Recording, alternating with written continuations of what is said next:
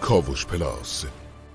So Saudi Arabia is trying to do this outreach to the West, and the whole idea is to try to wash away their sins through propagandistic image building. And look, to some extent it works, right? I mean, Saudi Arabia got involved with the WWE fairly recently. That was a big initiative on their part. Now they're trying to get involved. This has been a pet interest of mine for a while because I'm a golfer. I like watching the events and whatnot. And now there's this new Saudi-backed golf league with Greg Norman as the CEO, and they're trying to pick away players from the PGA Tour and pay them a preposterous amount of money. This is all in an attempt to whitewash their image. And no, don't look at us as the country that beheads people in the public square. Don't look at us as the country carrying out a genocide in Yemen. Don't look at us as the country with a horrible record on women's rights. We're the cool, fun guys who are involved in sports leagues and stuff. Well, now we know there is the way that they buy influence in the United States government is perhaps, in some ways, the most sophisticated of any of the countries. The Saudi lobby is incredibly powerful, just like the Israeli lobby, for example.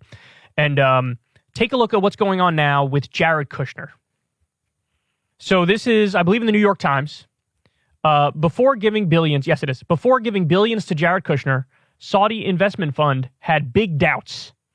They say 6 months after leaving the White House, Jared Kushner secured a $2 billion investment from a fund led by the Saudi Crown Prince, a close ally during the Trump administration, despite objections from the fund's advisors about the merits of the deal.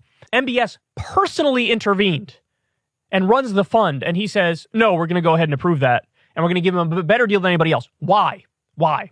It's very simple. 2 reasons. Number one, it's payback for what Jared Kushner has already done for Saudi Arabia.